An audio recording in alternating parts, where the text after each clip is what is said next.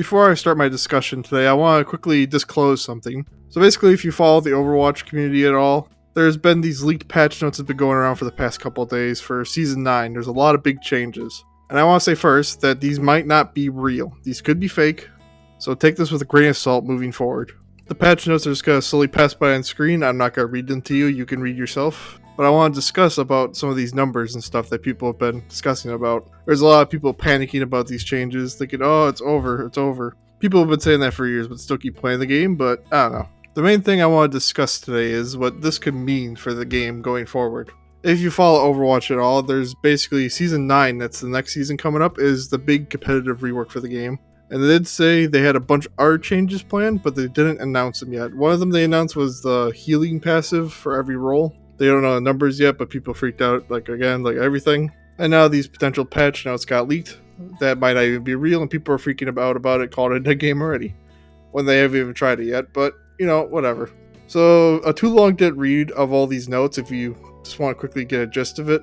Basically, every hero that has 200 health is going up to 250, and everyone's getting increased health. There's a bunch of number tweaks throughout you can read as well, and there's a big FAR rework. Again, if this is all true, this might not even be real, this could be fake or inaccurate. One thing I want to discuss real quick before we get into the actual discussion is that some of the numbers on these patch notes are kind of weird. Like if you look at all the tank ones, they have the health values of open queue health pools. So I don't know if it's just an error or if it's like they're buffing specifically that. I'm not really sure what that means. So I'm not 100% sure about the tank health pools increasing. So interpret that how you will. Now let's get into what I want to talk about. Like I said, I want to discuss how this could potentially affect the game at all. Well, obviously it's going to affect the game a lot. I just want to discuss how, in a good way or a bad way.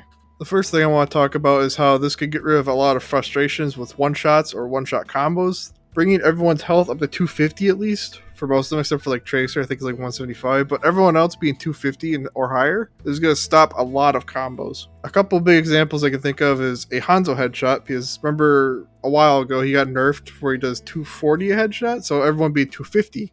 He's not going to be able to one-shot anymore. But as you saw in the notes, his storm arrow is getting stronger to compensate, so I'm sure they're making him like less snipery and more consistent, more damage. I don't know. Just to get rid of a frustration of walking to a Hanzo headshot. Another big one is like a Junkrat Mine nade combo. Widow could still one-shot, but maybe from like really far distance, the drop-off could keep you alive at some points. I don't know what her drop-off is, but with an extra 50 health, maybe you could live more long-range duels. But Widow can still one-shot, as she should, because that's her only thing that she could do. Roadhog one-shot's another one, because it's really hard to one-shot now, but if you throw the trap and then shot combo into it, you can still one-shot. I think with 250, it might be very hard to pull off. There's probably some other one-shot combos I just can't remember off the top of my head, but this also stops a lot of breakpoints that happen too, like getting a lot of burst combos, like a soldier clipping into you and then hit you with a helix, bursting you down, a fan fire from a Cassidy. It can relieve a lot of the frustration from just one-shot combos and burst damage, which is a big thing, because I think, in my opinion, the big problem with Overwatch right now is the amount of damage and healing and just numbers in general are really high in the game. I thought lowering the numbers would make more sense, but honestly, if everyone has more health, it's technically fixing the damage problem.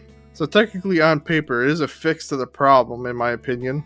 So overall, so far, in my opinion, looking at these numbers, this could solve the damage problem, but another major problem I have is the frustration of playing tank.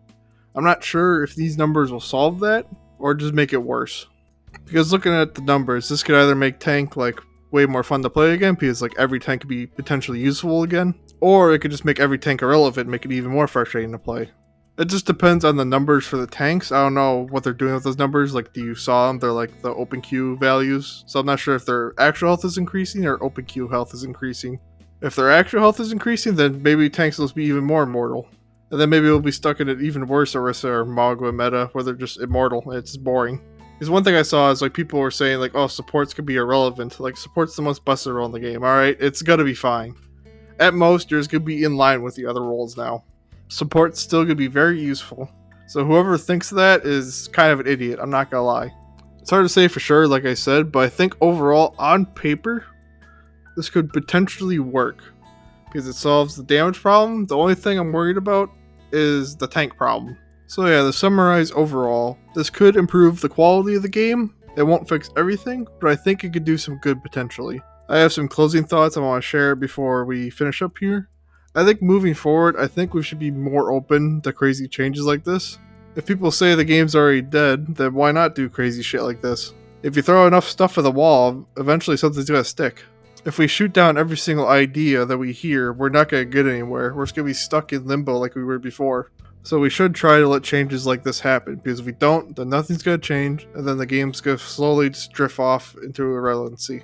But I personally don't want this game to die. I spent a lot of years playing this game. It's where I met most of my friends now. It holds a special place to me, and it would suck to see it end like this. So look at any changes going forward, like these ones, if these turn out to be real or fake, or just any other changes they do. Try to keep an open mind about future changes. Thank you for watching. See you all the next one. Peace.